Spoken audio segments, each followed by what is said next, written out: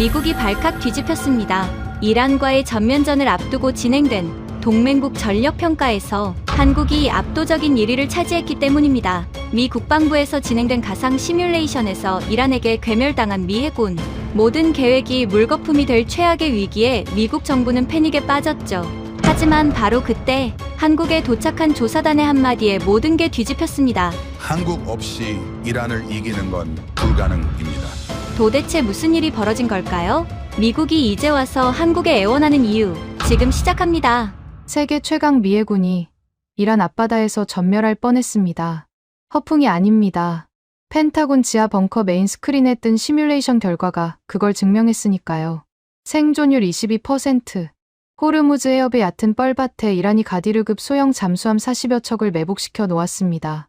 수심이 얕고 조류가 뒤엉킨 그 진흙탕에 미국의 10,000톤짜리 핵잠수함이 들어가면 어떻게 되겠습니까?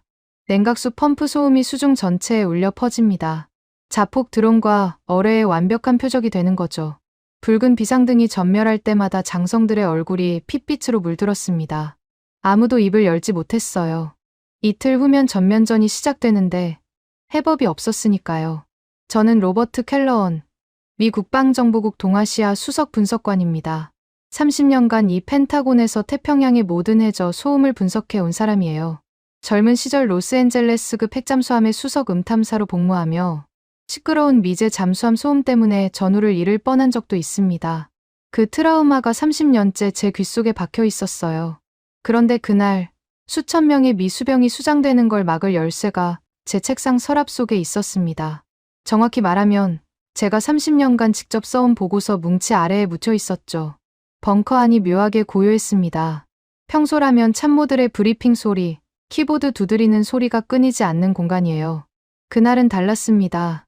붉은 비상등의 전멸음만 째깍째깍 메트로놈처럼 공간을 채우고 있었어요. 그 정막을 찢어버린 건 토마스 벤스 제독이었습니다. 쾅! 벤스 제독의 주먹이 참나무 책상을 내리쳤어요. 은발의 짧은 스포츠 머리, 한치의 주름도 없는 정복. 아이비리그 출신의 전형적인 미국 최우선주의 성골 장군이죠. 팍스 아메리카나는 거대한 핵 항모가 만든다는 신앙으로 40년을 살아온 사람입니다. 한국 해군의 소해함들을 호르무즈 전방에 밀어 넣어라. 기뢰 제거는 어차피 저들 몫이다. 고기 방패. 벤스 제독이 입에 담은 건 결국 그 말이었습니다. 동맹국 함정을 이란의 뻘밭에 먼저 던져 넣어 기뢰를 몸으로 쓸어내라는 겁니다. 제 위장이 뒤틀렸어요. 이 인간의 머릿속에서 한국 해군은 미국의 방패막이 이상도 이하도 아니었으니까요. 그때 회의실 뒤편에서 번지르르한 톰 포드 정장 차림의 사내가 기다렸다는 듯 입을 열었습니다. 제독님, 간단합니다. 제너럴 다이내믹스의 최신형 버지니아 블록 5를 추가 투입하면 됩니다. 우리 잠수함 2척이면 이란 해안선 전체를 제압할 수 있어요. 마커스 스털링, 제너럴 다이내믹스의 수석 로비스트입니다. 월스트리트와 펜타곤을 주무르는 뱀 같은 자본주의의 화신이죠. 전쟁이 터지면 가장 먼저 달려오는 건 장군이 아니라 방산업체 영업사원이라는 걸 그날 다시 한번 확인했습니다. 제 안에서 뭔가 끊어졌어요. 손에 들린 커피잔이 벽을 향해 날아갔습니다. 10,000톤짜리 뚱뚱한 핵잠수함을 더 밀어 넣겠다고요? 잔이 콘크리트에 부딪혀 산산조각 났습니다. 커피가 벽을 타고 흘러내렸어요. 벙커 안의 모든 시선이 저를 향했습니다. 수심 40m짜리 진흙탕에서 냉각수 펌프를 쉴 새 없이 돌리는 10,000톤짜리 쇳덩이가 뭡니까? 이란 자폭 드론의 완벽한 먹잇감입니다. 그걸 또 집어넣자고요? 수천 명을 더 죽이자는 소립니까? 목이 쉬었습니다. 30년간 이 건물 골방에 처박혀 해저 소음. 데이터만 분석해온 괴짜 분석관이 장성들 앞에서 고래고래 소리를 지르다니 스스로도 놀랐어요. 하지만 멈출 수가 없었습니다. 이란의 늪을 뚫을 방법은 딱 하나뿐이었으니까요. 호르무즈의 뻘밭을 뚫으려면 완벽한 무소음에 기동성까지 갖춘 잠수함이 필요합니다. 미국에는 없어요. 하지만 한국에는 있을 수 있습니다. 그 순간 벤스 제독의 입꼬리가 올라갔습니다. 비웃음이었어요. 켈러원, 자네가 직접 쓴 거 아닌가? 벤스 제독이 부관에게 눈짓하자 종이 뭉치가 제 앞으로 날아왔습니다. 제 보고서였어요. 30년간 제가 직접 써온 한국해군 기술 불가론. 수백 페이지에 달하는 분석 보고서 뭉치가 책상 위에 쏟아졌습니다. 한국은 자체 핵 추진 기술이 없다. 한국의 디젤 잠수함은 소음 수준이 미국 기준에 미달한다. 한국의 잠수함 독자 건조 역량은 미국의 허가 범위 내에서만 가능하다. 전부 제가 쓴 문장들이었어요. 30년간 자네 입으로 불가능하다고 떠들어 놓고 이제 와서 한국이 답이라고? 정신이 나갔나? 벤스 제독의 조롱에 스털링이 킬킬거렸습니다. 농축 우라늄도 없는 나라의 잠수함이라. 디젤 엔진 달린 깡통 아닙니까? 이란 뻘밭에 들어가면 하루도 못 버텨요. 제 손이 떨렸습니다. 분노 때문이 아니었어요. 이 보고서 뭉치를 쓴 사람이 바로 저라는 사실 때문이었습니다. 30년간 한국을 깎아내리는데 제 경력 전부를 바쳤으니까요. 그런데 지금 제가 틀렸을 수도 있다는 가능성 앞에 서 있었습니다. 보고서 첫 페이지를 집어 들었습니다. 2003년 제가 32살 때 쓴 첫 번째 한국 해군 평가서였어요. 글씨가 희미하게 바랜 그 종이를 양손으로 잡았습니다. 찢었습니다. 두 쪽이 된 종이가 바닥에 떨어졌어요. 다음 페이지를 집었습니다. 또 찢었습니다. 벙커 안에 종이 찢어지는 소리만 반복됐어요. 미국 기술로는 답이 없습니다. 제가 30년간 틀렸을 수 있어요. 아니, 틀렸습니다. 벤스 제독의 눈이 커졌습니다. 스털링의 킬킬거림도 멈췄어요. 저는 구겨진 코듀로이 재킷 안주머니에서 국방정보국 신분증을 꺼냈습니다. 30년간 매일 목에 걸었던 이 플라스틱 카드. 사진 속에 저는 30살 초반의 패기 넘치는 젊은 분석관이었어요. 그 카드를 참나무 책상에 꽂아 넣었습니다. 사표입니다. 제 커리어고 명예고 다 필요 없어요. 벤스 제독이 자리에서 벌떡 일어났습니다. 켈러언, 자네 지금 뭐 하는 짓인지 알고 있나? 알고 있습니다. 종이 쪼가리 뒤에 숨어서 책상머리 통계나 굴리는 짓을 그만두겠다는 겁니다. 제 목소리가 벙커 벽에 부딪혀 올렸어요. 벤스 제독의 정복 깃이 미세하게 떨리는 게 보였습니다. 한국으로 갑시다. 지금 당장. 제 귀와 눈으로 직접 확인하겠습니다. 저들이 숨겨놓은 괴물이 진짜인지, 제가 30년간 써온 보고서가 맞는지. 벤스 제독을 똑바로 쳐다봤습니다. 이 사람의 자존심을 건드려야 했어요. 미국 최우선주의 성골 장군이 뒷걸음질 칠 수는 없으니까요. 제독님이 겁이 나시면 저 혼자라도 가겠습니다. 수천 명의 수병이 수장되는 걸 이 벙커에 앉아서 구경하실 겁니까? 벤스 제독의 관자놀이에 핏줄이 섰습니다. 주먹을 불끈 쥐더니 낮고 차가운 목소리로 내뱉었어요. 좋아, 켈러언. 직접 가서 그 한국의 고철 덩어리가 얼마나 한심한 장난감인지 확인시켜 주지. 대신 자네의 30년 커리어. 거기서 확실히 끝장내 주겠네. 벤스 제독이 부관을 돌아봤습니다. 당장 수송기 준비시켜. 목적지는 한국이다. 부관이 황급히 벙커를 빠져나갔어요. 메인 스크린의 붉은 비상등은 여전히 전멸하고 있었습니다. 생존율 22%. 그 숫자가 제 망막에 아로새겨졌어요. 찢어진 보고서 조각들이 제 구두 밑에서 바스락거렸습니다. 30년간 쌓아올린 제 경력의 잔해였죠. 하지만 후회는 없었습니다. 이란의 진흙탕 속에서 수천 명이 죽어나가는 것보다야 제 종이 한 뭉치 따위가 무슨 대수겠습니까? 벤스 제독이 제 사표를 집어들더니 구겨서 벽에 던졌습니다. 종이 뭉치가 바닥에 떨어지는 소리가 벙커 안에 울렸어요. 켈러언, 자네 지금 제정신인가? 한국의 고철 덩어리를 보겠다고 사표까지 던지는 꼴이라니. 저는 대꾸하지 않았습니다. 대신 벙커 벽면에 걸린 페르시아만 해저 지형도를 뚫어지게 노려봤어요. 호르무즈 해협의 수심 표시가 빼곡하게 찍혀 있었습니다. 30m, 40m, 가장 깊은 곳이 고작 60m. 10,000톤짜리 핵잠수함이 몸을 숨길 수 있는 깊이가 아니었어요. 제독님, 이 지형도를 보십시오. 해저 지형도를 벽에서 뜯어냈습니다. 종이가 찢어지는 소리에 참모들이 움찔했어요. 수심 40m짜리 진흙탕입니다. 여기에 버지니아급을 밀어넣으면 뭐가 됩니까? 이란의 가디르급은 150톤짜리 소형이에요. 뻘밭 바닥에 납작 엎드려서 숨을 죽이면 우리 손아로는 잡을 수가 없습니다. 반대로 우리 핵잠수함은 냉각수 펌프 하나 끌 수 없으니 수중 전체에 여기 있다고 광고를 하는 셈이죠. 벤스 제독의 입술이 파르르 떨렸습니다. 팩트를 부정할 수 없으니까요. 30년간의 저 소음을 분석한 제 전문성만큼은 이 벙커에서 아무도 반박하지 못합니다. 그 고철 없이는 수천 명의 수병이 수장됩니다. 제독님 눈앞에서요. 벤스 제독이 이를 악물었습니다. 관자놀이의 핏줄이 파랗게 부풀어 오르더니 갑자기 부관에게 소리쳤어요. 당장 한국 국방부 연합방위 정책과와 화상 라인을 연결해라. 지금 즉시 3분도 걸리지 않았습니다. 벙커 정면 스크린 옆에 보안 통신 모니터에 화상이 떴어요. 화면 속에 차가운 금태 안경을 쓴 장교가 나타났습니다. 단 한 번도 흐트러진 적 없는 군복 차림. 계급장은 대령이었어요. 윤태영, 국방부 한미연합방위정책과장이라는 직함이 화면 하단에 떴습니다. 벤스 제독이 의자 팔걸이를 양손으로 움켜쥐며 모니터를 노려봤어요. 사성 장군이 일개 대령에게 통화를 거는 상황 자체가 굴욕이었겠죠. 하지만 시간이 없었습니다. 이틀 후면 전면전이니까요.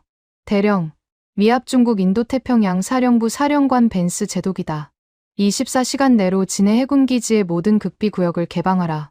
이건 명령이다. 식민지 총독이 따로 없었습니다. 벤스 제독의 목소리에는 아시아의 동맹국을 하청업체 취급하는 뼈 깊은 오만함이 그대로 묻어 있었어요. 투스타, 쓰리스타 장군도 벤스 제독 앞에서는 고개를 숙입니다. 미 태평양 전역의 모든 군사력을 쥐고 흔드는 사성 장군의 윽박지름을 거부할 배짱이 있는 인간이 과연 있겠습니까? 있었습니다. 화면 속 윤태영 대령의 표정이 1mm도 변하지 않았어요. 안경 너머의 눈동자가 잠깐 화면 밖을 훑더니 다시 정면으로 돌아왔습니다.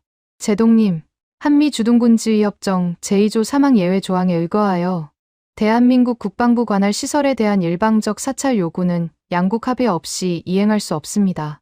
1초 만이었습니다. 조항 번호까지 막힘없이 읊었어요. 외워두고 있었던 겁니다. 벤스 제독의 눈이 커졌습니다. 이 벙커에서 사성 장군에게 정면으로 맞서는 인간을 본 적이 없으니까요. 그것도 화면 저편의 일개 대령이. 뭐라고? 감히 대령 따위가 나한테. 벤스 제독이 벌떡 일어나기도 전에 스털링이 화면 옆으로 뛰어들었습니다.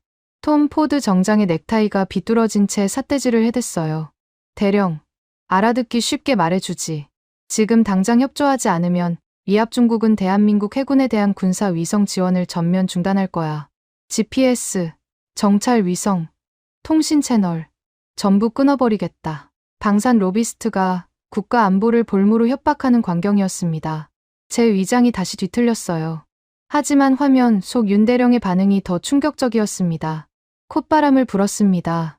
화면으로도 들릴 만큼 또렷하게요. 끊으시든 말든 그건 미국 측 판단에 맡기겠습니다. 저희가 관여할 사안은 아니니까요. 스털링의 삿대질이 허공에 멈췄어요. 위성을 끊겠다는 협박에 콧방귀를 뀌는 장교라니. 벤스 제독마저 할 말을 잃었습니다. 저도 솔직히 놀랐어요. 30년간 한국 군부를 분석해왔지만 이런 배짱을 가진 인물은 보고서에 단 한 줄도 쓴 적이 없었으니까요. 잠깐의 정적이 흘렀습니다. 벤스 제독이 이를 갈며 다시 입을 열었어요. 좋다. 대령. 그럼 우리가 직접 진해로 가겠다. 24시간 내로 현장 시찰단을 보낸다. 그때 윤대령의 입꼬리가 미세하게 올라갔습니다. 저만 알아챘어요. 30년간 사람의 미세한 표정 변화를 읽어온 분석관의 촉이 경고음을 울렸습니다. 이 사람은 벤스 제독을 유도하고 있었어요. 진해는 적절하지 않습니다. 시찰 대상 시설은 경남 거제 옥포조 선소입니다. 벤스 제독의 미간이 찌푸러졌어요. 옥포, 그 녹슨 민간 조선소 말인가? 스털링이 기다렸다는 듯 끼어들었습니다. 하하, 상선이나 때우는 쓰레기장의 극비 전력이라. 대령, 우리를 놀리는 건가? 윤대령이 화면 속에서 안경을 밀어 올렸습니다. 차갑고 정확한 동작이었어요. 민간 조선소라고 하셨습니까? 제독님의 키울 정찰 위성이 이 시설에 대해 어떤 정보를 수집했는지 확인해 보시기 바랍니다. 아마 아무것도 없을 겁니다. 미국의 군사 위성으로도 못 보는 것. 그 말이 벙커 안에 떨어지자 벤스 제독의 표정이 미묘하게 변했습니다. 분노도 조롱도 아닌 처음 보는 감정이었어요. 불안이었습니다. 사성 장군의 눈에 불안이 스치는 걸 저는 30년 만에 처음 봤어요. 저는 벤스 제독의 정복 소매를 잡았습니다. 예의 따위는 생각할 겨를이 없었어요. 제독님, 직접 가서 확인합시다. 그 조선소에 당신과 내 목을 걸겠습니다. 벤스 제독이 제 손을 뿌리쳤어요. 하지만 시선은 여전히 모니터 속 윤대령의 무표정한 얼굴에 고정되어 있었습니다. 켈러언, 자네 커리어는 거기서 확실히 끝이야. 알고 있지? 알고 있습니다. 벤스 제독이 천천히 모니터를 향해 입을 열었습니다. 좋다, 대령. 거제도로 가겠다. 단, 내가 직접 간다. 윤대령이 고개를 한번 끄덕였어요. 그게 전부였습니다. 경례도 인사도 불필요한 말도 없었어요. 화상이 끊겼습니다. 벙커에 정적이 내려앉았어요. 벤스 제독이 부관을 돌아봤습니다. 당장 거제도행 전용기 출격 준비시켜라. 부관이 벙커를 빠져나가는 발소리가 복도에 울렸습니다. 저는 모니터의 검은 화면을 바라봤어요. 윤태영이라는 이름 석 자가 머릿속에서 떠나지 않았습니다. 30년간 한국 군부를 분석하면서 단 한 번도 접한 적 없는 유형의 인간이었어요. 미국의 사성 장군과 방산 로비스트의 협박을 정면으로 받아내고도 표정 하나 변하지 않는 대령이라니. 제 보고서 어디에도 이런 인물은 없었습니다. 스털링이 구석에서 넥타이를 고쳐 매며 중얼거렸어요. 민간 조선소라. 상선이나 때우는 총구석 쇳물통에 도대체 뭘 숨겨놨다는 거야. 저도 같은 의문이었습니다. 미국의 키올 정찰 위성이 한반도 상공을 하루에도 수십 번 지나갑니다. 진해 해군기지는 물론이고 부산, 포항, 제주까지 모든 군사시설의 위성 사진이 실시간으로 펜타곤에 전송되죠. 그런데 거제도의 낡은 민간 조선소에서 아무것도 포착하지 못했다고요. 위성의 사각지대. 30년간 미국의 정보 우위를 맹신해온 제 확신에 처음으로 균열이 갔습니다. 메인 스크린의 붉은 비상등은 여전히 전멸하고 있었어요. 생존율 22%. 그 숫자 아래로 호르무즈 해협의 지형이 펼쳐져 있었습니다. 이란의 뻘밭에서 수천 명의 목숨이 달린 답이 녹슬고 낡은 조선소 어딘가에 묻혀 있었습니다. 헬기가 거제도 상공에 진입하자 바닷바람이 기체를 흔들었습니다. 창밖으로 내려다본 옥포 조선소는 솔직히 실망스러웠어요. 녹슨 크레인 몇 기가 바닷바람에 삐걱거리고 기름때가 덕지덕지 묻은 컨테이너들이 부두 위에 아무렇게나 쌓여 있었습니다. 상선 두어 척이 도크에 걸쳐져 수리를 받는 모양이었는데 선체에서 페인트가 벗겨진 채 바닷물에 흔들리고 있었어요. 미 해군기지의 반짝거리는 시설과 비교하면 차마 눈뜨고 볼 수 없는 수준이었습니다. 헬기 착륙 패드라고 할 것도 없었어요. 콘크리트가 갈라진 낡은 평지에 페인트로 원을 그려놓은 게 전부였습니다. 로터 바람에 모래가 휘날리며 눈에 들어왔어요. 벤스 제독이 헬기 문을 열자마자 코를 틀어쥐었습니다. 이게 무슨 냄새야. 기름하고 쇳가루가 뒤섞인 건가. 정복에 먼지 한 톨 묻는 것도 참지 못하는 사람이 이 악취를 견디는 건 고문이었겠죠. 스털링도 톰 포드 정장의 소매로 코를 가리며 인상을 구겼어요. 켈러언, 여기에 극비 전력이라. 이 쓰레기장에서 대체 뭘 보여주겠다는 건지 기대가 됩니다. 저도 솔직히 반신반의했습니다. 30년간 한국 해군을 불가능하다고 단정 지어온 제 보고서가 맞을 수도 있었으니까요. 헬기에서 내리며 주위를 둘러봤어요. 무장 병력도, 검문소도, 경비 차량도 보이지 않았습니다. 극비 시설이라면 당연히 있어야 할 것들이 하나도 없었어요. 그때 부두 끝에서 인기척이 느껴졌습니다. 한 사내가 뚜벅뚜벅 걸어오고 있었어요. 빳빳한 정복이 아니었습니다. 용접 불꽃에 그을린 자국이 여기저기 묻은 낡은 해군 특수전 잠퍼를 걸치고 있었어요. 백발이 짧게 깎여 있었고 표정이라 할 것이 없었습니다. 바위를 깎아 만든 얼굴이었어요. 계급장을 확인하고 숨이 막혔습니다. 별 2개, 소장이었어요. 장동환, 대한민국 해군 잠수함 사령관. 벤스 제독이 장 제독의 차림새를 위아래로 훑었습니다. 경호 병력 1명 없이 낡은 잠퍼 차림으로 나타난 이성 장군을 보는 사성. 장군의 눈빛에는 모욕감마저 서려 있었어요. 자네가 사령관인가? 시간 낭비하지 말고 당장 숨겨둔 장난감을 꺼내게. 벤스 제독이 장 제독의 가슴팍에 검지를 들이밀었습니다. 삿대질이었어요. 사성 장군이 타국의 이성 장군 가슴에 손가락을 들이미는 장면이라니. 제 관자놀이가 욱신거렸습니다. 장 제독의 표정은 1mm도 변하지 않았어요. 벤스 제독의 손가락을 쳐내지도 한 발짝 물러서지도 않았습니다. 마치 존재하지 않는 것처럼 무시했어요. 장 제독이 몸을 돌렸습니다. 한마디도 하지 않았어요. 뚜벅뚜벅 부두 끝 건물을 향해 걸어갔습니다. 따라오라는 말도 없었어요. 벤스 제독의 얼굴이 벌겋게 달아올랐습니다. 이봐, 내가 물어봤잖나. 장 제독이 멈추지 않았습니다. 저는 벤스 제독의 팔을 잡고 고개를 저었어요. 따라가는 수밖에 없었습니다. 건물 안으로 들어서자 거대한 화물용 엘리베이터가 입을 벌리고 있었어요. 컨테이너를 통째로 실어 나르는 크기였습니다. 바닥에 기름때가 두껍게 끼어 있었고 벽면은 녹이 슬어 군데군데 구멍이 나 있었어요. 미군 시찰단 7명이 안으로 들어섰습니다. 벤스 제독이 코를 찡그리며 기름 묻은 벽을 피했어요. 장 제독이 조작반 앞에 섰습니다.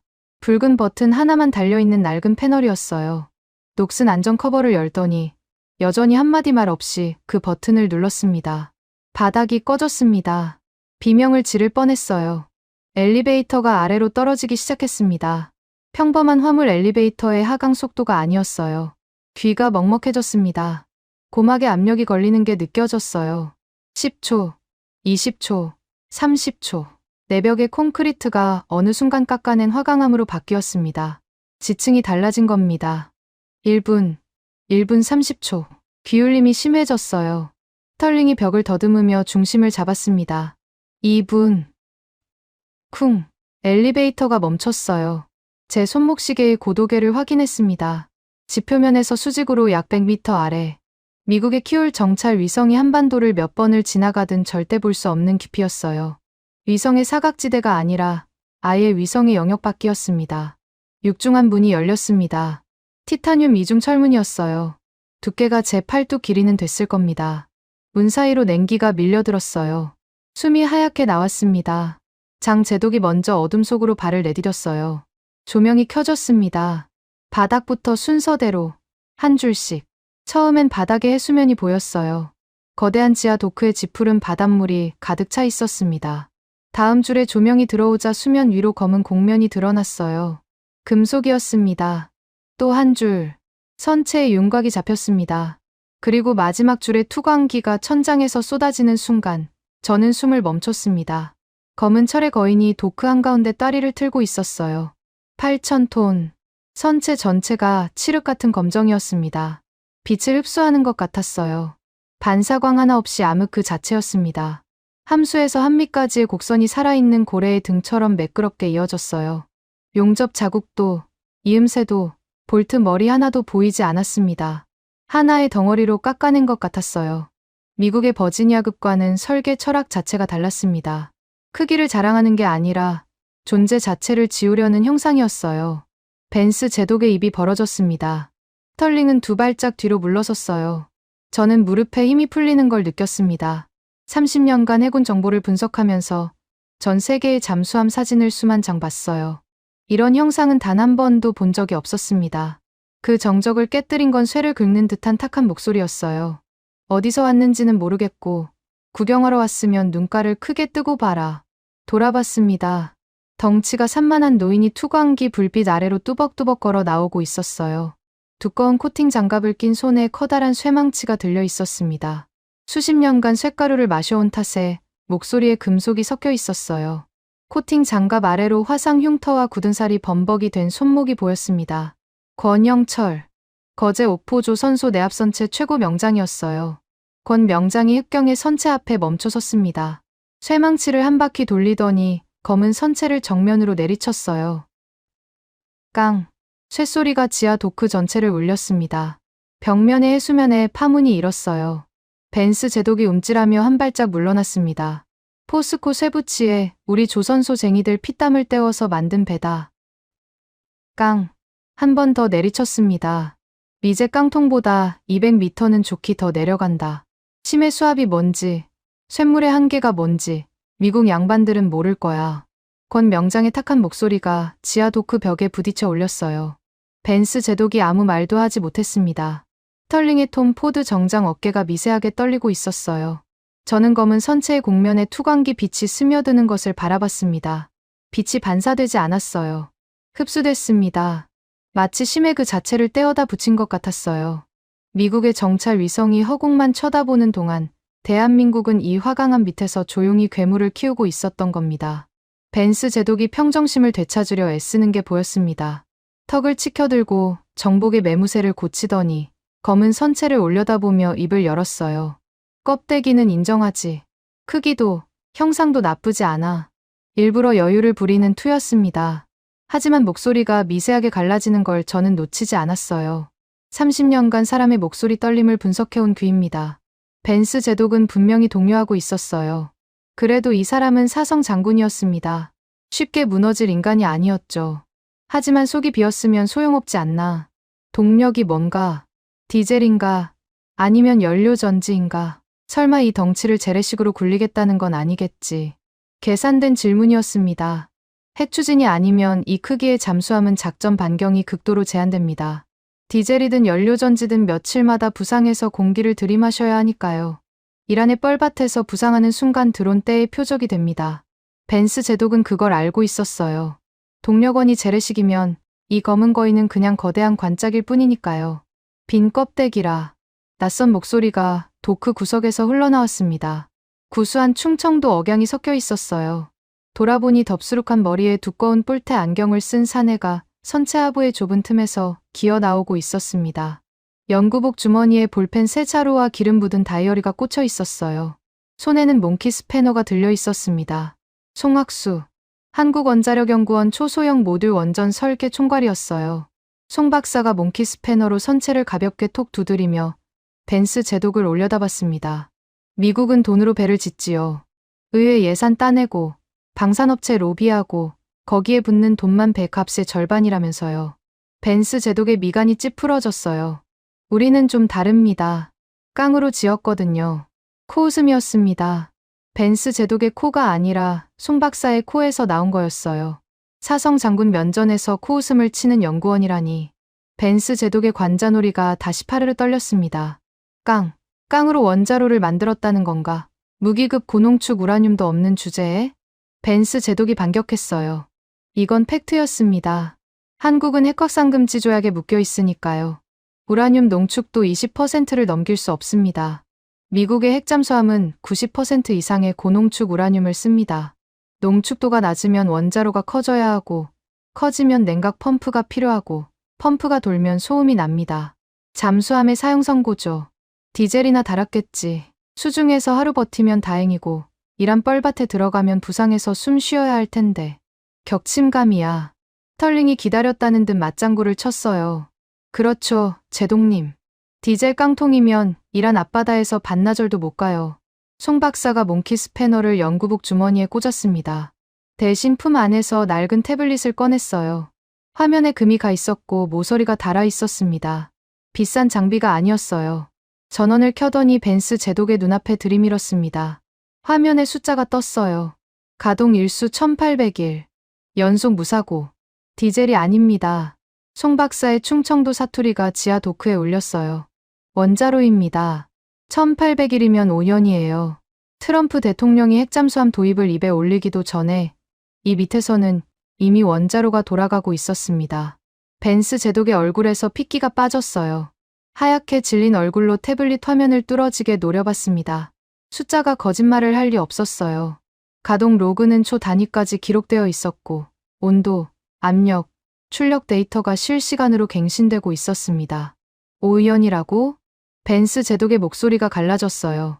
스털링이 사색이 되어 앞으로 뛰쳐나왔습니다. 이건 국제법 위반입니다. 핵확산금지 조약에 명백히 저촉돼요. 한미 원자력 협정도 위반이고 당장 국제원자력기구에 통보하겠습니다. 스털링의 삿대질이 허공을 갈랐어요. 로비스트의 본능이었겠죠. 한국이 독자적으로 핵잠수함을 완성하면 미국 방산업체가 아시아에 팔아먹을 수십조 원의 시장이 증발하니까요. 그때 차가운 금태 안경의 사내가 한 발짝 앞으로 나섰습니다. 윤태영 대령이었어요. 언제 내려왔는지 모르게 조용히 시찰단 뒤에 서 있었습니다. 스털링 씨, 한미 원자력 협정 재구조 제2항 남욱을 읽어보신 적 있습니까? 윤 대령의 목소리는 기계적으로 정확했어요. 감정이 없었습니다. 농축도 20% 미만의 저농축. 우라늄을 사용하는 상업용 소형 모듈 원전은 군사적 전용으로 분류되지 않습니다. 이 원자로의 기반 기술은 수출용 상업 민수 원전의 파생형이에요. 국제원자력기구의 안전조치 대상이지 군사 사찰 대상이 아닙니다. 스털링의 삿대질이 멈췄어요. 입이 벌어진 채 다음 말을 찾지 못했습니다. 더 정확히 말씀드리면 농축도 19.75%입니다. 군사적 전용 기준인 20%에 0.25% 못 미치죠. 의도적으로 그 선 아래에 맞춘 겁니다. 윤 대령이 안경을 밀어 올렸어요. 차갑고 정확한 동작이었습니다. 스털링이 뒷걸음질 쳤어요. 법리의 빈틈을 찔린 로비스트의 얼굴에 당혹감이 번졌습니다. 저도 솔직히 혀를 내둘렀어요. 0.25% 차이. 칼날 위를 걷는 설계였습니다. 국제법의 허점을 밀리미터 단위로 파고든 거였어요. 벤스 제독이 덜덜 떨리는 손으로 태블릿을 움켜쥐었습니다. 마지막 카드를 꺼내려는 눈빛이었어요. 좋아. 합법이라 치자. 하지만 전홍축 우라늄 원자로는 펌프 없이 돌릴 수 없어. 냉각수를 순환시키려면 기계적 펌프가 반드시 필요하고 그 펌프가 돌면 소음이 난다. 잠수함에 넣으면 끝이야. 벤스 제독의 음성에 간절함이 묻어 있었어요. 제발 이 한 가지만이라도 맞기를 바라는 표정이었습니다. 30년간 핵잠수함 전력을 운용해온 사성 장군의 마지막 공학 지식이었죠. 송 박사가 뿔테 안경 너머로 벤스 제독을 올려다봤습니다. 입꼬리가 올라갔어요. 제독님, 미국이 저한테 뭘 했는지 아십니까? 송 박사의 충청도 억양이 느릿느릿 도크를 채웠어요. 농축 20%를 넘기지 마라. 이 족쇄를 차고 30년을 살았습니다. 30년 동안 눈물을 삼켰어요. 송 박사가 기름 묻은 다이어리를 주머니에서 꺼냈습니다. 너덜너덜한 표지에 수식이 빼곡히 적혀 있었어요. 농축을 올리지 못한다. 좋습니다. 그럼 펌프를 아예 없애버리면 되잖습니까? 벤스 제독의 눈이 커졌어요. 뜨거운 물은 위로 올라가고 차가운 물은 아래로 내려옵니다. 초등학교 과학 시간에 배우는 거예요. 자연 대류. 이 원리만으로 원자로를 식힙니다. 펌프가 없으니 소리가 안 나요. 기계 소음이 물리적으로 0입니다.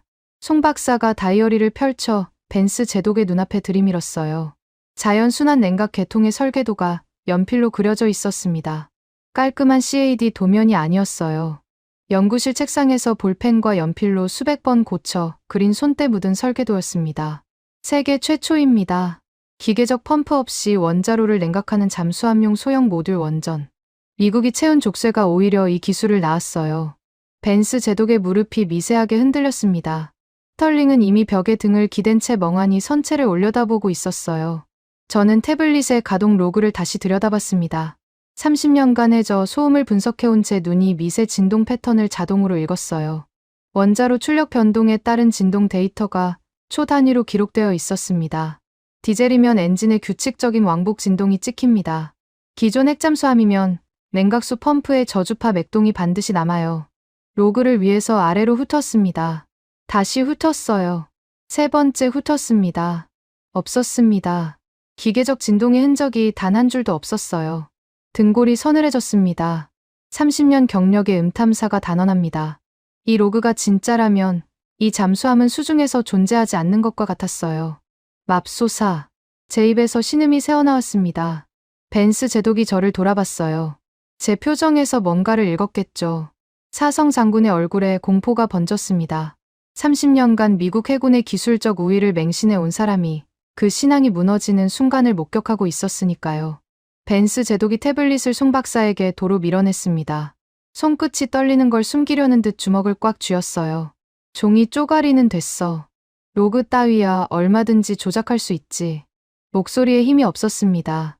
30년간 들어온 벤스 제독의 음성과 달랐어요. 명령이 아니라 간청에 가까웠습니다. 제발 이게 거짓이기를 바라는 사람의 목소리였어요. 당장 원자로를 풀가동해봐라. 100% 출력. 내 눈앞에서. 벤스 제독이 선체를 올려다보며 턱짓을 했습니다. 마지막 승부수였어요. 원자로 출력을 최대로 끌어올리면 어떤 잠수함이든 소음이 발생합니다. 냉각 계통의 부하가 걸리니까요. 미국의 최신형 버지니아급도 풀가동 시에는 소나에 잡힙니다. 세상에 소리 없는 원자로는 존재하지 않는다는 게 벤스 제독의 마지막 신앙이었어요. 송 박사가 뿔테 안경을 밀어 올리며 씩 웃었습니다. 풀가동이요. 좋습니다. 송 박사가 도크 벽면의 통제 패널로 성큼성큼 걸어갔어요. 낡은 철제 커버를 열자 붉은 레버가 드러났습니다. 거대한 장비에 어울리지 않게 단순한 구조였어요. 송 박사가 두 손으로 레버를 잡았습니다. 기름 묻은 손가락에 힘이 들어갔어요.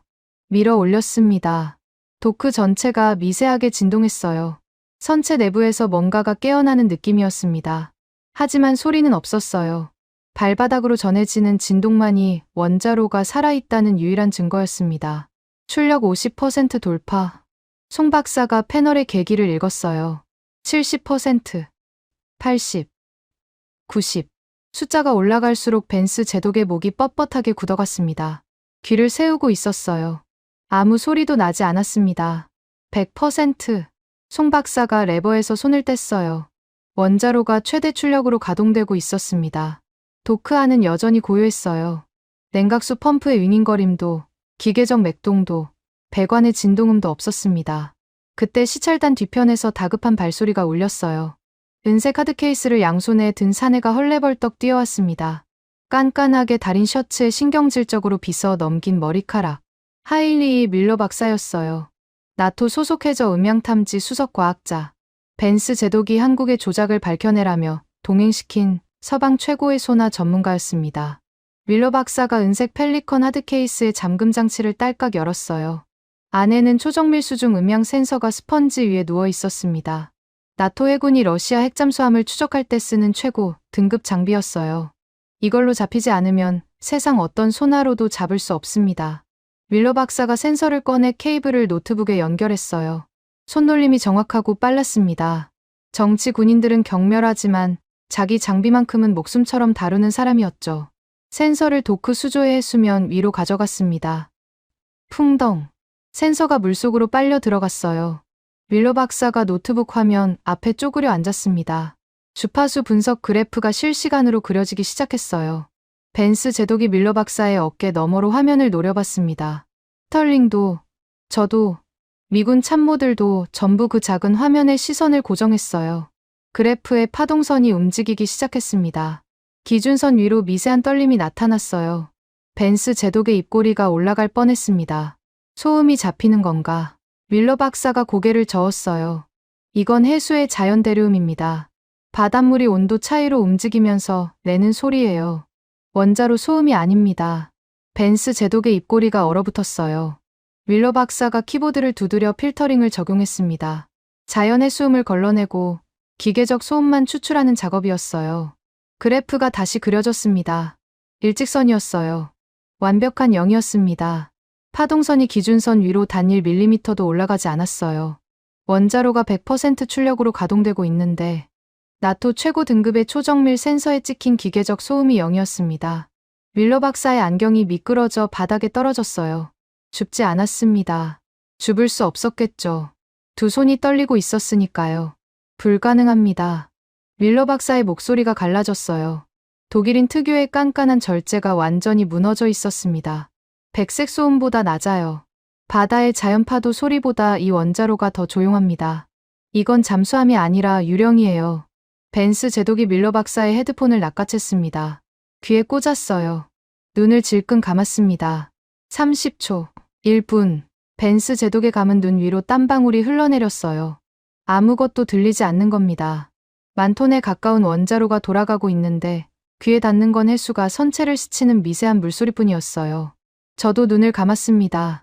30년 전 로스앤젤레스급 핵잠수함의 소나실에서 밤새 들었던 소리가 떠올랐어요. 냉각수 펌프의 저주파 맥동, 감속기어의 마찰음, 배관 이음새에서 새어나오는 진동. 미국의 최신형 잠수함도 그 소리에서 완전히 벗어나지 못합니다. 그런데 이 검은 거인은 달랐어요. 소리가 없는 게 아니라 소리라는 개념 자체가 존재하지 않았습니다. 무릎에 힘이 풀렸어요. 스스로 꺾인 겁니다. 콘크리트 바닥에 한쪽 무릎이 닿았을 때 차가운 감촉이 정강이를 타고 올라왔습니다. 30년간 미국 해군의 기술적 우위를 맹신해온 제 신앙이 이 지하 도크에서 산산조각 나고 있었어요. 그 순간 장동한 제독이 움직였습니다. 도크 한 구석에 바위처럼 서 있던 사내가 조용히 오른손을 들어 올렸어요. 수신호였습니다. 말은 한마디도 없었어요. 기계음이 울렸습니다. 낮고 묵직한 유압 장치의 소리였어요. 흑경의 상판이 움직이기 시작했습니다. 검은 외피 아래에 숨겨져 있던 것이 천천히 모습을 드러냈어요. 수직 발사관이었습니다. 하나, 둘, 셋. 6개의 원통형 발사관 뚜껑이 동시에 열렸어요. 안쪽에서 붉은 조명이 새어나왔습니다. 유압 장치가 발사관 내부의 물체를 밀어 올리기 시작했어요. 붉은 탄두가 솟아올랐습니다. 현무 탄도미사일. 사거리 3000km. 테헤란을 직접 타격할 수 있는 거리였어요. 6발이 일렬로 선체 위에 솟구쳐 있었습니다. 투광기 불빛이 붉은 탄두 표면에 반사되며 도크 벽면을 핏빛으로 물들였어요. 밀러 박사가 뒷걸음질 치다 하드케이스에 걸려 넘어졌습니다. 스털링은 벽에 등을 붙인 채 미끄러져 바닥에 주저앉았어요. 벤스 제독의 헤드폰이 귀에서 빠져 바닥에 떨어졌습니다. 저는 무릎을 꿇은 채 그 광경을 올려다봤어요. 이란의 소형 잠수함을 잡기 위한 전술함인 줄 알았습니다. 무소음으로 뻘밭에 침투해 가디르급을 사냥하는 사냥개 정도로 생각했어요. 완전히 틀렸습니다. 이건 사냥개가 아니었어요. 장 제독이 처음으로 입을 열었습니다. 지하 도크에 내려온 이후 단 한마디도 하지 않았던 바위 같은 사내의 첫 번째 말이었어요. 제독님. 벤스 제독이 고개를 돌렸습니다. 장 제독의 무표정한 얼굴에 처음으로 감정의 그림자가 스쳤어요. 자부심이었습니다. 이건 방패가 아닙니다. 이란의 심장부를 직접 찌를 비수예요. 6개의 붉은 탄두가 투광기 아래서 빛나고 있었습니다. 장 제독의 목소리가 도크벽에 부딪혀 올렸어요. 미국이 짜놓은 판에서 방패막이를 하는 하청업체의 무기가 아니었습니다. 전 세계 어디든 심해에서 솟아올라 심장을 관통하는 완벽한 전략 무기였어요. 벤스 제독이 붉은 탄두를 올려다보며 입술을 깨물었습니다. 피가 배어 나왔어요. 사성 장군의 세계관이 6발의 미사일 앞에서 완전히 박살나는 순간이었습니다. 팍스 아메리카나. 미국의 거대한 항모가 세계 질서를 만든다는 신앙이 이 지하 100m 안반 속에서 아무 소리도 내지 않는 검은 거인에 의해 찢겨나가고 있었어요. 벤스 제독의 다리가 풀렸습니다. 사성 장군이 콘크리트 바닥에 주저앉는 광경을 저는 처음 봤어요. 정복 바지에 기름때가 묻는 것도, 구두 밑창이 도크 바닥의 녹물에 젖는 것도 신경 쓰지 못하는 상태였습니다. 6개의 붉은 탄두가 투광기 아래서 빛나고 있었고, 벤스 제독은 그 광경을 바닥에 앉은 채 올려다보고 있었어요. 40년간 세계 최강의 해군을 이끌어온 사성 장군의 등이 그날 처음으로 구부러졌습니다. 스털링의 반응이 더 빨랐어요. 로비스트의 본능은 장군의 자존심보다 먼저 작동하는 법이니까요. 사색이 된 얼굴로 이마에 땀을 톰 포드 정장 소매로 닦아냈습니다. 손이 떨리고 있었어요. 제너럴 다이내믹스의 수석 로비스트가 땀을 흘리는 이유는 하나뿐입니다. 돈이 증발하고 있을 때 한국이 독자적으로 무소음 핵잠수함을 완성했다는 건 미국 방산업체가 아시아에 팔아먹을 수십조 원의 무기 시장이 통째로 날아간다는 뜻이었어요. 버지니아급 핵잠수함 한 척 가격이 30억 달러입니다. 한국뿐 아니라 호주, 일본, 대만까지 미국산 잠수함을 사겠다고 줄을 서 있었죠. 그 줄이 오늘 이 지하 도크에서 끊어지고 있었습니다. 스털링이 벽에서 등을 떼며 일어섰어요. 넥타이가 비뚤어진 채였지만 신경 쓸 겨를이 없었겠죠. 검지를 장동한 제독에게 들이밀며 악을 썼습니다. 당장 이 괴물을 해체하시오. 해체하지 않으면 미합 중국은 대한민국 해군 전체의 이지스 전투 시스템 소프트웨어 업데이트를 전면 중단하겠습니다. 이지스 시스템. 한국 해군 구축함의 두뇌입니다. 미사일 방어, 대공 추적, 함대 통합 지휘. 전부 미국 로키드 마틴의 소프트웨어로 돌아가요. 업데이트가 끊기면 한국 해군의 수상함 전력이 반토막 납니다.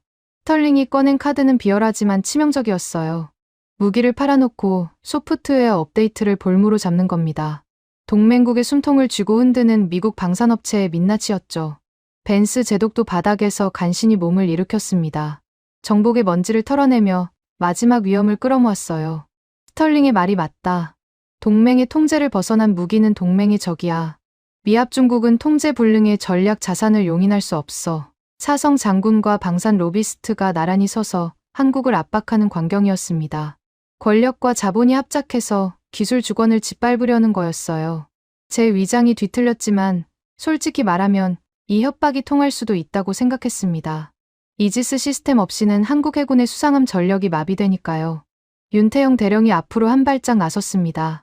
차가운 금태 안경이 투광기 빛을 반사했어요. 표정의 감정이라곤 찾을 수 없었습니다. 스털링 씨, 한미 상호방위 조약 제3조 기술 주권 조항을 다시 한번 확인해 드리겠습니다. 윤대령의 목소리는 법정에서 판결문을 읽는 판사처럼 건조했어요. 동맹국의 독자적 방위 역량 개발은 조약의 보호 대상이며 일방적인 기술 지원 중단은 조약 위반에 해당합니다. 소프트웨어 업데이트 중단을 실행하시면 미합 중국이 조약 위반국이 되는 겁니다. 스털링의 삿대질이 허공에서 멈췄어요. 하지만 윤대령은 거기서 끝내지 않았습니다.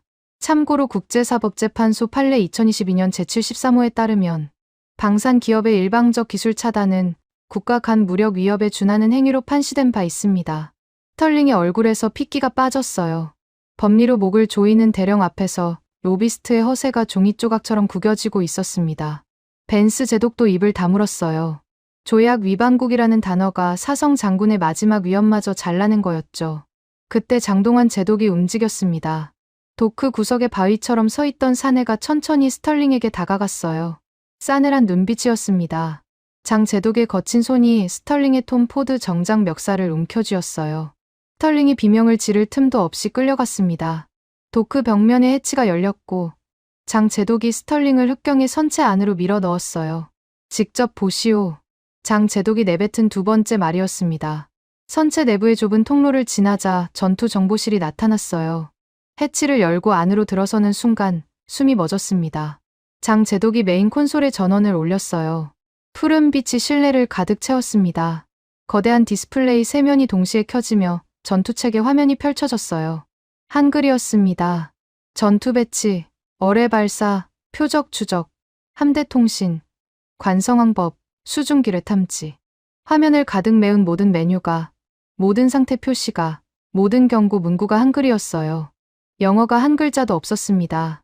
로키드 마틴의 이지스 인터페이스를 단 한 줄이라도 본 적 있는 사람이라면 이게 얼마나 충격적인 광경인지 알 겁니다. 미국 방산업체의 전투체계는 영어 기반 소프트웨어로 구동됩니다.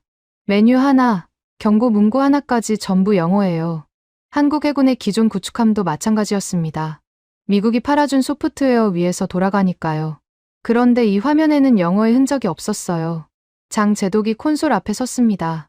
미제 전투체계를 전부 뜯어냈습니다. 처음부터 우리 손으로 설계하고 우리말로 짜 넣었어요. 스털링의 눈이 화면을 더듬었습니다. 영어를 찾고 있었어요. 로키드 마틴의 코드 한 줄이라도 남아있으면 지적재 상권으로 물고 늘어질 수 있으니까요. 하지만 찾지 못했습니다. 순수 한글 인터페이스 위에 순수 국산 코드가 돌아가고 있었어요. 송학수 박사가 전투 정보실 해치를 넘어 들어왔습니다. 뿔테 안경 너머의 눈이 콘솔을 향했어요. 스털링 씨가 걱정하시는 이지스 업데이트 말입니다. 송 박사가 콘솔 화면의 한 모듈을 손가락으로 짚었어요. 관성항법이라는 한글 메뉴 아래에 실시간 좌표가 찍히고 있었습니다. 미국 위성이 꺼져도 상관없습니다. GPS 신호가 끊겨도 자체 관성항법으로 오차 3m 이내에 정밀 타격이 가능해요. 이란 한복판에 미사일을 꽂을 수 있습니다. 미국의 허락 없이요. 스털링이 벽에 등을 붙인 채 미끄러져 내려앉았어요. 머리를 양손으로 쥐어뜯었습니다. 소프트웨어 업데이트를 끊겠다는 협박이 이 푸른 화면 앞에서 완벽한 휴지 조각이 되어버린 겁니다. 미국이 팔아준 소프트웨어에 의존하지 않는 전투체계가 이미 완성되어 있었으니까요. 끊을 줄이 없었어요. 처음부터 연결된 적이 없었으니까요. 저는 넋이 나간 스털링의 어깨를 잡았습니다. 세게 밀쳤어요. 톰 포드 정장이 전투 정보실 격벽에 부딪혔습니다. 됐어, 스털링. 끝났다고. 스털링이 저를 올려다봤어요. 로비스트의 뱀 같은 계산적인 눈이 초점을 잃고 있었습니다. 우리가 저들의 목줄을 쥐고 있다고 믿었지. 소프트웨어 업데이트로, 위성 지원으로, 부품 공급으로 30년간 그렇게 줄을 매달아 놓으면 영원히 끌려올 줄 알았어. 제 목소리가 전투 정보실의 금속 벽에 부딪혀 올렸어요. 아닌 거야. 저들은 줄을 끄는 게 아니라 처음부터 줄 없이 걸었어. 우리가 쥐고 있다고 믿었던 그 목줄은 저들한테는 존재하지도 않았던 거라고. 벤스 제독이 푸른 화면을 올려다보고 있었습니다. 한글로 가득 찬 전투체계 화면이 사성 장군의 얼굴을 파랗게 물들이고 있었어요. 미국의 얄팍한 업데이트 카드는 필요 없었습니다. 이흑경의 두뇌와 심장은 태어날 때부터 온전히 대한민국의 것이었으니까요. 장 제독이 콘솔 앞에 묵묵히 서 있었습니다. 말이 필요 없었어요. 푸른 빛이 도크 깊은 곳에서 검은 선체의 곡면을 따라 흘렀습니다. 미국이 매달아 놓은 줄은 하나도 없었고 한글로 짜인 두뇌가 심해의 괴물을 스스로 움직이고 있었어요. 벤스 제독이 전투 정보실 구석의 암호 통신 단말기로 비틀거리며 다가갔습니다. 덜덜 떨리는 손으로 붉은 수화기를 집어들었어요. 펜타곤 긴급 한라인. 미 국방장관에게 직통으로 연결되는 회선이었습니다. 마셜 장관님, 벤스입니다. 긴급 보고 사안이 있습니다. 벤스 제독의 목소리가 갈라져 있었어요. 30초 후 전투 정보실의 보조 스크린에 화상이 떴습니다. 깊게 팬 주름과 무거운 안경 너머로 피로감이 역력한 노인이 화면을 채웠어요. 데이비드 마셜, 미합 중국 국방부 장관이었습니다. 배경에 펜타곤 집무실의 성조기가 보였어요. 책상 위에 서류가 산더미처럼 쌓여 있었습니다. 이란 전면전을 이틀 앞두고 잠을 자지 못한 게 분명했어요. 벤스 제독이 자세를 바로잡았습니다. 기름때 묻은 정복을 매만지며 마지막 위험을 끌어모았어요. 장관님, 한국이 미합 중국의 사전 승인 없이 독자적인 핵추진 잠수함을 완성했습니다. 핵확산금지 조약의 경계선을 의도적으로 회피한 설계이며 한미 원자력 협정의 정신을 명백히 위반하고 있습니다. 즉각적인 제재와 해체 명령을 건의합니다. 벤스 제독이 숨을 몰아쉬었어요. 고발이었습니다.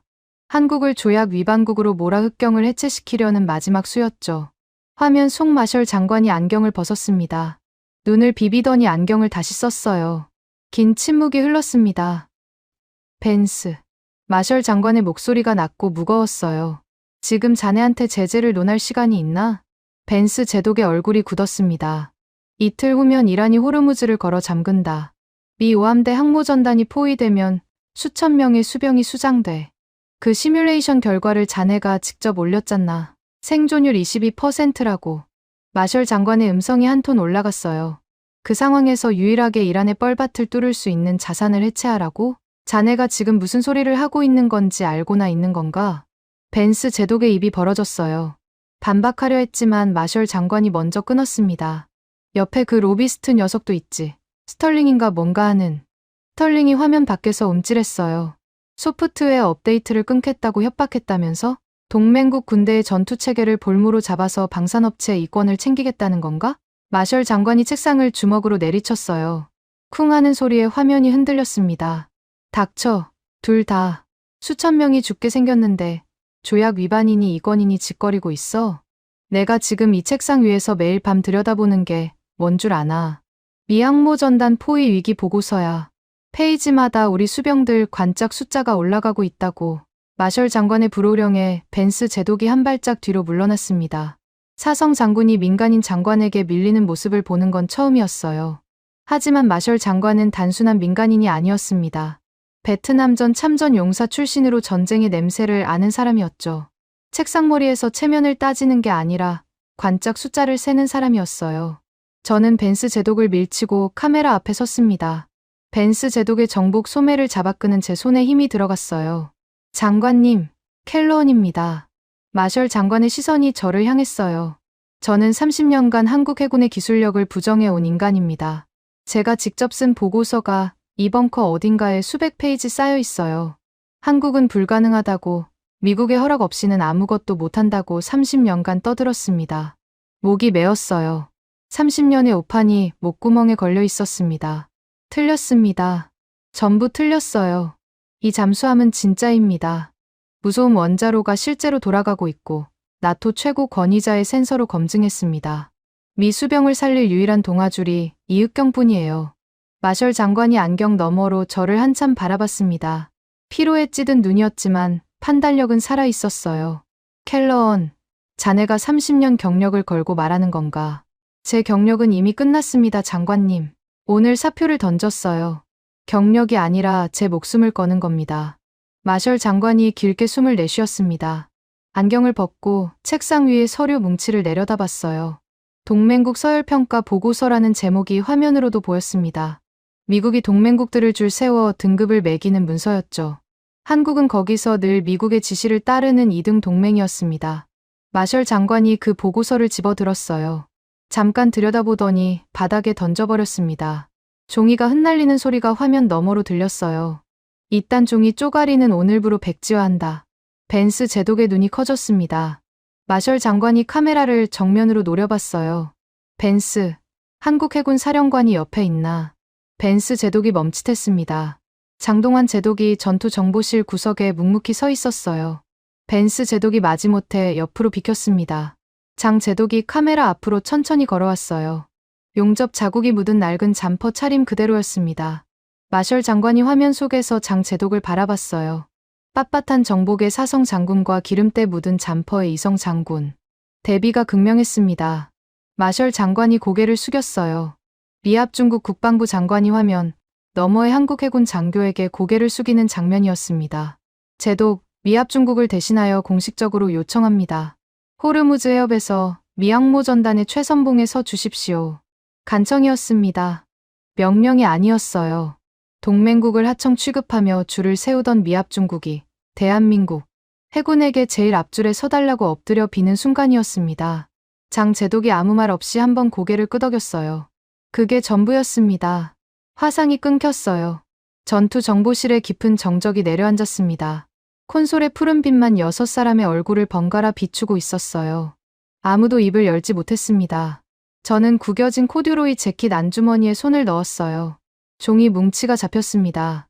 펜타곤을 떠나기 전에 챙겨온 것이었어요. 30년간 제가 직접 쓴 한국 해군 평가 보고서의 핵심 요약본이었습니다. 25페이지. 한국은 미국의 허락 없이 독자적 해군력을 갖출 수 없다는 결론이 매 페이지 말미에 반복되는 문서였죠. 주머니에서 꺼냈습니다. 벤스 제독이 돌아봤어요. 제 손에 들린 종이 뭉치를 알아봤겠죠. 30년간 펜타곤의 대한국 해군 정책을 좌우해 온 바로 그 보고서였으니까요. 첫 페이지를 찢었습니다. 소리가 전투 정보실의 금속 벽에 부딪혀 올렸어요. 둘째 페이지, 셋째 페이지. 한 장씩 찢을 때마다 30년의 오판이 조각조각 떨어져 나갔습니다. 다섯째, 여섯째, 열째. 손가락에 종이의 날이 베어 피가 묻었어요. 멈추지 않았습니다. 20번째, 25번째. 마지막 페이지를 두 쪽으로 갈라 바닥에 내던졌어요. 찢어진 종이 조각들이 콘솔 밑으로 흩어졌습니다. 전투 정보실 바닥에 제 30년이 널브러져 있었어요. 끝났습니다. 벤스 제독을 돌아봤어요. 사성 장군의 눈이 바닥의 종이 조각들을 내려다보고 있었습니다. 제독님, 저는 30년간 눈이 멀어 있었습니다. 이 보고서가 제 눈을 가렸어요. 대한민국은 우리가 줄을 매달아 끌고 다니는 하청이 아니었습니다. 우리가 잠든 사이에 심연 속에서 괴물을 키워낸 거예요. 우리를 아득히 넘어선 겁니다. 벤스 제독의 턱이 떨렸어요. 입술을 깨물었습니다. 사성 장군의 눈에 수분이 차오르는 걸 저는 분명히 봤어요. 자존심이 아니었습니다. 40년간 미국 해군이 세계 최강이라는 신앙 위에서 살아온 사람이 그 신앙이 무너지는 순간의 무게를 견디지 못하고 있었어요. 벤스 제독이 천천히 몸을 돌렸습니다. 장동환 제독을 향했어요. 송학수 박사가 뿔테 안경 너머로 지켜보고 있었고 권영철 명장이 쇠망치를 내려놓은 채 묵묵히 서 있었습니다. 윤태영 대령이 차가운 금태 안경을 고쳤으며 한 발짝 뒤에 서 있었어요. 기름때 묻은 연구복과 낡은 잠퍼와 용접 흉터가 범벅인 손. 미국의 반짝거리는 정복과는 아무것도 닮지 않은 사람들이었습니다. 벤스 제독의 오른손이 올라갔어요. 떨리고 있었습니다. 손끝이 관자놀이에 닿았을 때 사성 장군의 눈에서 한 줄기 물기가 흘러내렸어요. 거수경례였습니다. 미합 중국 인도태평양 사령부 사령관, 사성 장군, 세계 최강 해군의 순회가 기름때 묻은 낡은 잠퍼 차림의 한국 해군 장교에게 정중한 경례를 올리고 있었습니다. 장 제독이 천천히 오른손을 들어 경례를 받았어요. 표정은 변하지 않았습니다. 바위 같은 얼굴 그대로였어요. 하지만 경례를 받아주는 그 손에는 10년간 없는 예산을 쪼개고 정치권의 압박을 견디며 지하에서 괴물을 키워낸 무게가 실려 있었습니다. 전투 정보실의 푸른 빛이 두 장군의 경례를 조용히 비추고 있었어요. 진정한 동맹의 자격이 무엇인지 그 무언의 무게가 좁은 공간을 가득 채웠습니다. 바로 어젯밤이었습니다. 2026년 3월 29일 옥포조선소 지하 도크의 거대한 수문 앞에 우리 모두가 서 있었어요. 장동환 제독이 통제반의 최종 잠금 해제 키를 돌렸습니다. 금속이 맞물리는 묵직한 소리가 안반 벽을 타고 울렸어요. 2분 후 수문 하단에서 바닷물이 스며들기 시작했습니다. 처음엔 발목 높이였어요. 곧 무릎까지 차올랐습니다. 지하 도크와 외해를 연결하는 수중 터널의 봉인이 풀린 거였어요. 칠흑 같은 바닷물이 도크 바닥을 삼키며 흑경의 선체 아래로 밀려들었습니다. 차가운 바닷물이 군화를 적셨어요. 벤스 제독도 저도 뒤로 물러나지 않았습니다. 물러날 수가 없었어요. 눈앞에서 벌어지는 광경에 발이 바닥에 박혀버린 것 같았으니까요. 흑경이 움직이기 시작했습니다. 소리가 없었어요. 8,000톤의 철 덩어리가 물 위에서 미끄러지는데 엔진 소리도 추진기의 맥동도 선체가 물을 가르는 소리조차 들리지 않았습니다. 투광기 불빛 아래서 검은 공면이 천천히 전진했어요. 물보라 한 줌 잃지 않았습니다. 수면 위의 파문마저 수초 만에 사라졌어요. 도크의 해수면이 거울처럼 고요했습니다. 함수에 태극기가 달려 있었어요. 지하 도크의 습기 찬 공기 속에서 붉은색과 파란색이 투광기 빛을 받아 선명하게 빛났습니다. 흑경이 수중 터널의 입구에 다다르자 함수부터 천천히 수면 아래로 잠기기 시작했어요. 태극기가 마지막까지 수면 위에 남아 있었습니다. 붉은 태극 문양이 물속으로 빨려 들어가는 순간 권영철 명장이 쇠망치를 가슴에 끌어안았어요. 송학수 박사가 뿔테 안경을 벗고 눈가를 손등으로 훔쳤습니다. 흑경이 사라졌어요. 수면에 파문 하나 남지 않았습니다. 8,000톤의 검은 거인이 심연으로 자망하는데 단 한 줌의 흔적도 남기지 않았어요. 유령이라는 밀러 박사의 말이 과장이 아니었습니다. 벤스 제독이 숨은 난간을 두 손으로 움켜쥐고 있었어요. 손등에 핏줄이 부풀어 올라 있었습니다. 검은 수면을 내려다보는 사성 장군의 눈에 경외감이 서려 있었어요. 두려움이 아니었습니다. 미국의 거대한 항모가 만든다고 믿었던 팍스 아메리카나의 바다 밑에서 자기들이 전혀 몰랐던 존재가 10년간 숨을 죽이고 있었다는 사실 앞에 선 사람의 표정이었어요. 켈러언. 벤스 제독이 검은 수면에서 시선을 떼지 못한 채 제 이름을 불렀어요. 자네 말이 맞았네. 그게 전부였습니다. 사성 장군에게서 들을 수 있는 최대한의 인정이었겠죠. 지하 도크를 빠져나와 지상으로 올라왔을 때 거제도의 새벽바람이 얼굴을 때렸어요. 소금기 섞인 바람이었습니다. 오프 앞바다가 칠흑 같은 어둠에 잠겨 있었어요. 흑경이 어디쯤 자망하고 있는지 알 수 없었습니다. 미국의 키올 위성이 이 바다 위를 지나가도 수면 아래의 검은 거인은 보이지 않을 거였어요. 벤스 제독이 부두 끝에 서서 바다를 바라봤습니다. 저도 옆에 섰어요.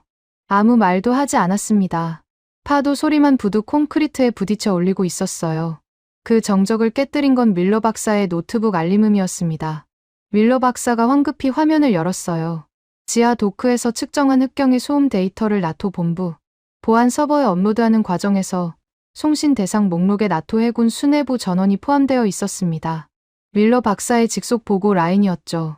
데이터는 이미 전송이 완료된 상태였어요. 30분 후 첫 번째 반응이 왔습니다. 프랑스 해군 참모총장 장 릭 다르랑 제독이었어요. 나토 해군 수뇌부 중 가장 자존심이 높은 프랑스 귀족 출신의 사성 제독.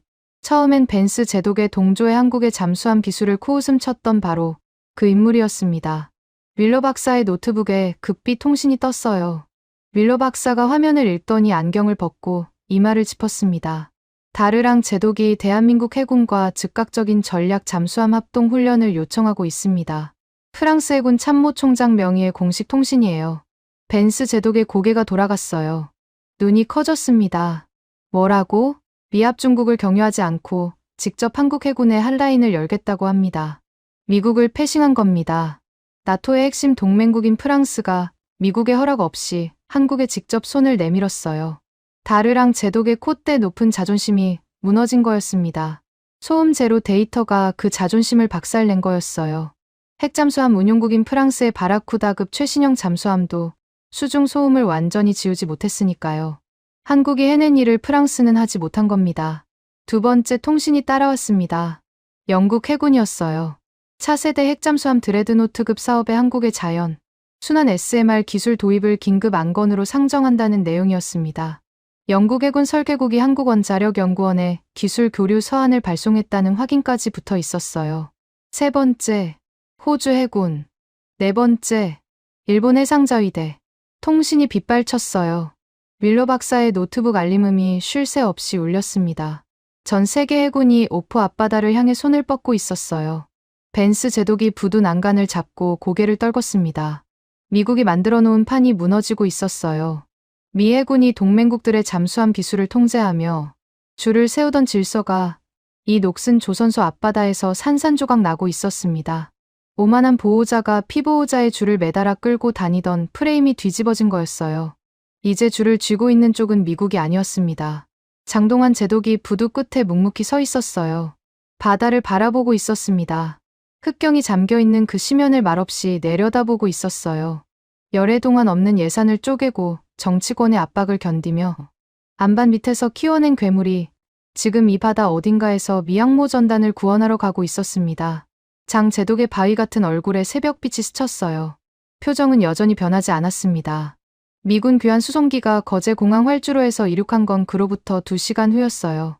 기체가 고도를 높이며 거제도가 작아질 때 저는 창밖을 내려다봤습니다. 옥포조선소의 녹슨 크레인이 점처럼 보였어요. 그 아래 지하 100m에 비어있는 도크가 있다는 걸 이 수송기에 탄 미군 중 저만 알고 있었습니다. 기내는 침통했어요. 벤스 제독이 좌석에 몸을 묻고 눈을 감고 있었습니다. 스털링은 톰 포드 정장의 넥타이를 풀어헤친 채 멍하니 천장을 올려다보고 있었어요. 윌로 박사는 노트북을 덮고 고개를 떨궜습니다. 아무도 입을 열지 않았어요. 저는 좌석 위에 독서등을 켰습니다. 주머니에서 새 노트를 꺼냈어요. 펜타곤을 떠나기 전에 매점에서 산 싸구려 노트였습니다. 30년간 들고 다니던 가죽 표지 다이어리는 찢어진 보고서와 함께 지하 도크 바닥에 버리고 왔어요. 펜을 꺼냈습니다. 손이 떨렸어요. 30년간 한국을 깎아내리는 글만 써온 이 손이 처음으로 다른 방향의 글을 쓰려 하고 있었습니다. 첫 줄을 썼어요. 대한민국 해군 전력 재평가 백서. 초안. 2026년 3월 30일. 펜 끝이 종이 위에서 잠깐 멈췄습니다. 다음 문장이 쉽게 나오지 않았어요. 30년간 반대 방향으로만 달려온 관성이 손목을 붙잡고 있었으니까요. 눈을 감았습니다. 지하 도크의 투광기 아래서 태극기를 달고 소리 없이 자망하던 검은 선체가 떠올랐어요. 권영철 명장의 쇳가루 섞인 목소리가, 송학수 박사의 기름, 묻은 다이어리가, 장동환 제독의 바위 같은 침묵이, 윤태영 대령의 차가운 금태 안경이 하나씩 스쳐 지나갔습니다. 펜을 다시 움직였어요. 진정한 동맹의 자격은 낡은 종이 위에서 매겨지는 것이 아니다. 그것은 심해를 뚫고 나오는 압도적인 기술의 현장에서 증명된다. 독서등 불빛 아래서 글씨가 번졌어요. 펜을 쥔 손에 묻은 종이 벤 상처에서 피가 배어 나왔는지 잉크에 붉은 얼룩이 섞여 있었습니다. 30년의 오판에 대한 속죄로는 턱없이 부족한 첫 줄이었지만 이 한 줄이 새로운 30년의 시작이었어요. 수송기 창밖으로 태평양의 수평선이 펼쳐져 있었습니다. 그 바다 어딘가에서 단 한 줌의 소리도 내지 않는 검은 거인이 미국의 수천 명을 구하러 가고 있었어요. 지금까지 여러분의 영원한 말동무, 감동을 더하다 였습니다. 세계를 놀라게 한 대한민국. 다음 영상에서도 계속됩니다. 좋은 하루 되세요.